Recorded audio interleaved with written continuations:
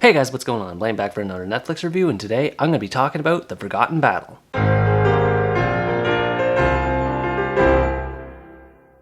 The Forgotten Battle is a Dutch war film that tells the story of the Battle of the Scheldt, which was a battle that took place in World War II between Allied and Axis forces in Nazi-occupied Netherlands. There are three characters who are essentially involved in this movie's story, the first being a British glider pilot, the second being a young Dutch boy who serves for the Nazis, and the third being a young Dutch woman who works for the local resistance. Although the three of them never meet simultaneously, they do end up crossing paths with one person at some point or another, and decisions that they make throughout the story will affect not just themselves and the three in the group, but also the outcome of the battle overall. The first thing that I noticed about this movie was how emotional it was right from the get-go. The movie opens up with shots of dirty, grimy, war-torn streets, buildings have been blown apart, civilians are walking to God knows where because they've been displaced by the Nazis, but at the same time the Nazis are also displaced because they keep getting pushed back by Allied forces who are closing in on them. Then this is followed up with a battle that takes place between the Allies and the Nazis who are going at it in the middle of a town. And then once tanks get brought into that battle,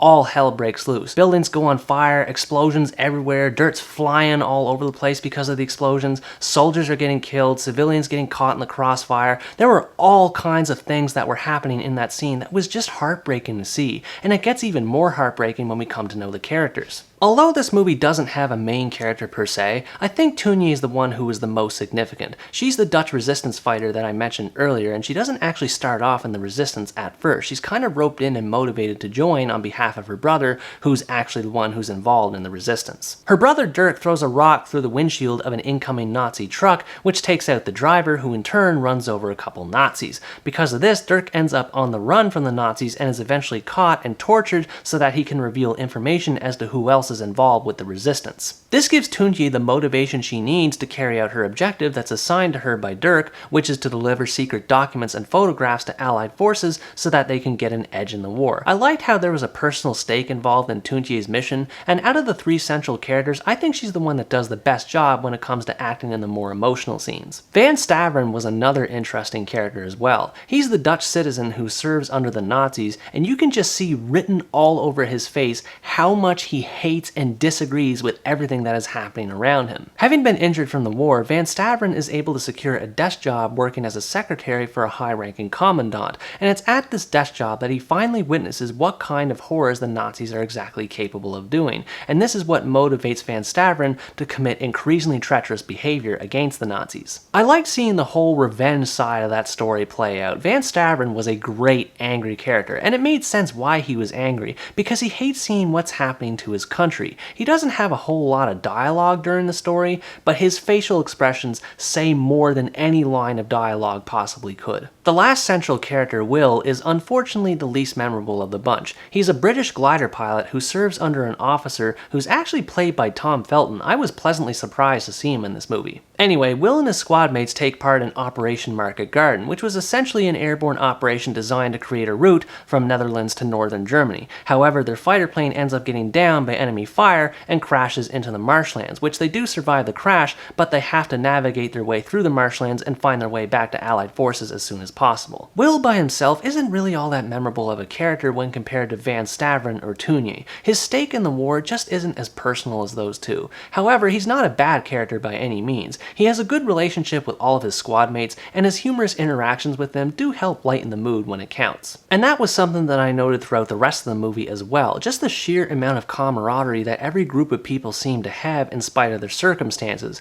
be they allies or Nazis or even civilians in certain cases. We get to see things like citizens operating storefronts, Nazis having polite conversations with other citizens, and then of course we have allies laughing and drinking and smoking and just generally having a great time with each other. The movie provides a realistic take on World War II that I haven't seen in quite some time, and it's a welcome breath of fresh air. I also like how the movie humanizes its soldier characters and doesn't make them out to be total war machines, especially the Nazis. Aside from a few high-ranking officers that are high on their own ego, most of the Nazis don't particularly enjoy killing, but at the same time they need to do what they have to do in order to survive, which makes the emotional weight of the narrative that much more effective. And this emotional weight factors into the horrors of war that are regularly portrayed throughout the story. I think everyone is familiar to some extent as to what kind of cruelty happened during in World War II, but let it be known that this movie does not shy away from that. Dead, dying bodies are frequently seen throughout the movie, characters are tortured for information and then summarily executed regardless of whether or not they give it up, and women risk being raped by soldiers for no good reason. The movie doesn't go quite as in-depth into those atrocities as it could. There's no mention of concentration camps or anything like that, but the few instances of atrocities that are there serve to reinforce the brutality of the war that's at play. Speaking of brutality, the movie also has its fair share of gory violence, and I already sort of alluded to that a few seconds ago,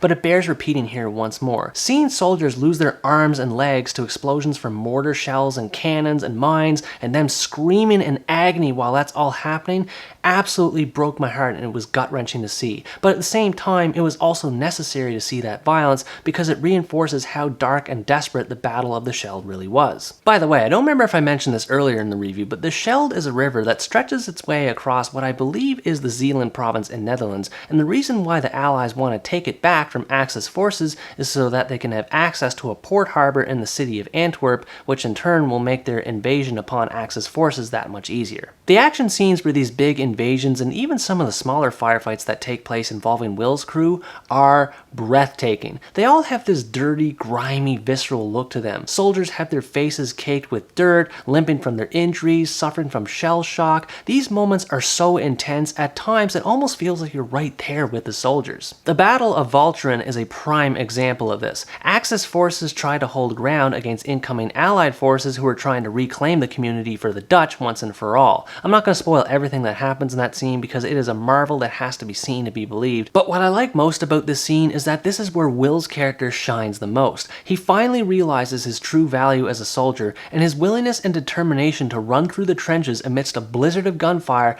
is nothing short of remarkable. I also appreciate the variety of settings this movie has to offer. There are barracks and communities and places like that where information is exchanged between characters, but there are also action scenes that take place in water, air, and on land. Essentially, there's something for everyone to enjoy, and it also serves to highlight just how large the scale of this battle really was. It provides a truly tragic and authentic representation of a war-torn Netherlands that's struggling to get back up on its feet and looking forward to sunnier days ahead. Crumbled, dilapidated buildings litter the streets, filled with people having nowhere else to go, but there are also signs of hope throughout the movie too, especially when Canadian battalions come in to save the day. The flooded city in this movie, and I don't remember the name of it off the top of my head, but the city that Will's crew goes to that's flooded by the estuary is by far my favorite scene in the whole movie. The reason why Will and his crew are in that area is so that they can get a boat, and that way they can make their way across the Scheldt faster and reunite with Allied forces. The struggles they have to endure while they're there is a true testament to the perseverance of the real-life soldiers that these characters are based on. And I can't believe it's taken me this long to mention at this point in the review. The cinematography of this movie,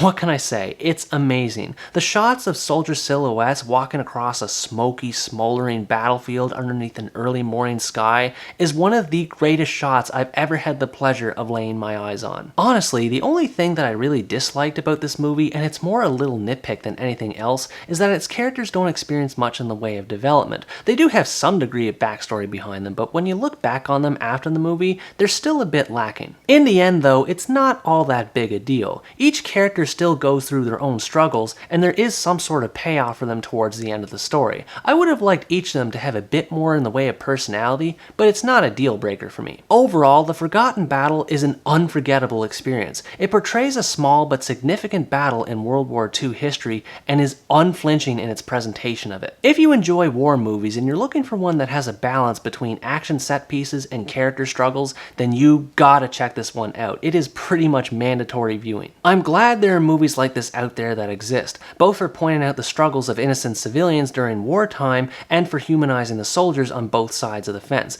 It is a captivating cinematic experience, and it is a solemn reminder that these battles and the sacrifices involved in them should never be forgotten. Anyways guys, that's going to wrap up my review on The Forgotten Battle. Thanks for watching this video, I hope you enjoyed it, and as always stay tuned for the next part, where next time I review the American horror thriller Night Teeth. Bye bye!